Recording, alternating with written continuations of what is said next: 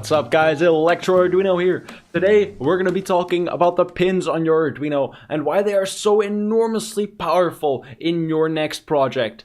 Let's get started.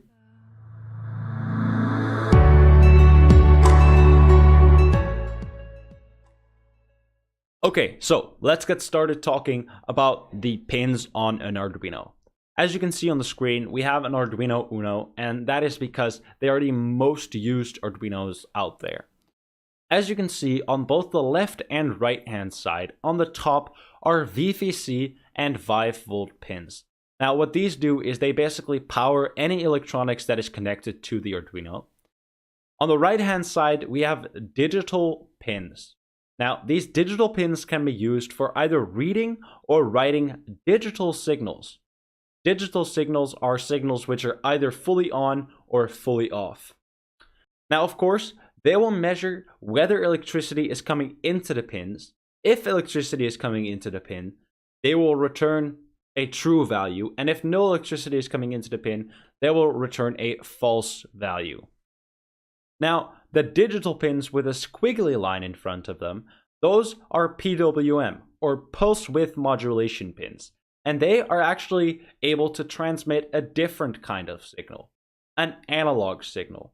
An analog signal is a signal which is a spectrum in between full power and zero power. And it basically allows us to send a little bit of electricity, or almost all electricity, or 90% electricity, right? These pulse width modulation pins are actually able to send electricity of a spectrum. Now, the analog pins on the left side of the board, these are the pins actually used for reading analog signal. And they will basically measure how much electricity is coming into the pins, and they will transfer that into a signal for the microprocessor of the Arduino to be processed.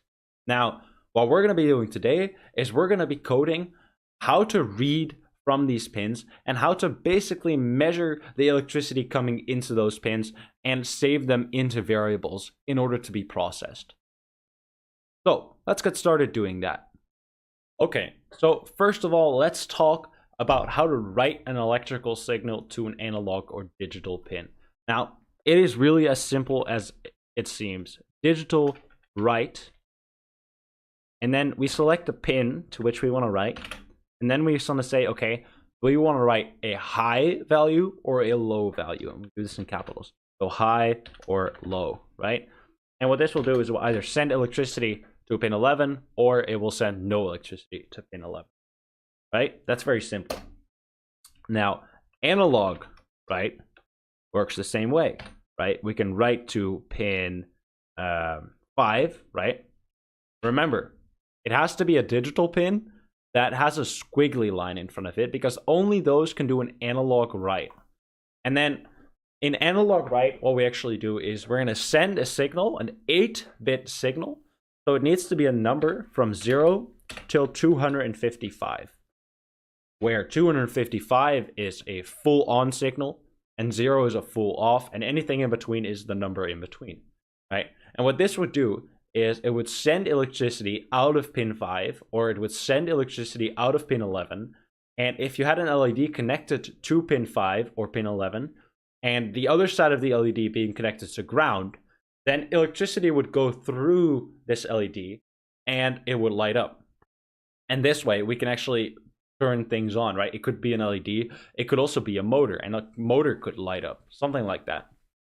Okay, so now we know how to send an electronical signal to some pin that is connected to some other electronics. But how do we read an electronical signal coming into our chip? And how will we process it in order to make it somehow useful? Let's see about that. Okay, so how would we actually be using this? How would we use this in our code? If we go to the void loop, we could, for example, say a boolean.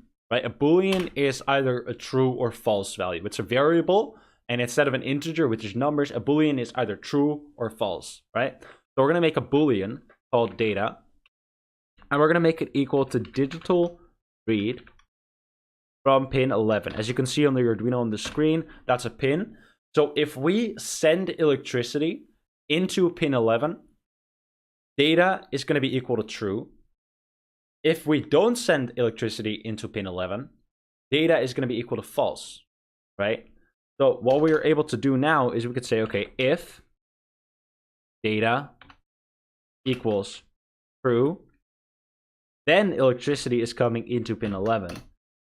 Okay, so then we can, for example, say serial.println, and we could, for example, say, okay, electricity is coming into pin 11, right? Because we know that data is true. If this is printed, that's only because data is true, right? Which would mean that digital read was equal to true, meaning that electricity was coming into pin 11. Now, for analog read, this is almost the same, right? We can create an integer, and we're gonna read from pin A0, and we're gonna get a value from 0 till 1020 or 23, right? So when we upload this code, it's gonna read from A0, and it's gonna make that equal to data. So we can say, okay, if data is more than 200, then we're getting a sufficient electrical signal from this pin, right? So then we can say, okay, electricity is coming into pin A0, or actually more than 200 electricities is coming into pin A0, right? And this is how we would read the signals from these pins, right? By doing this.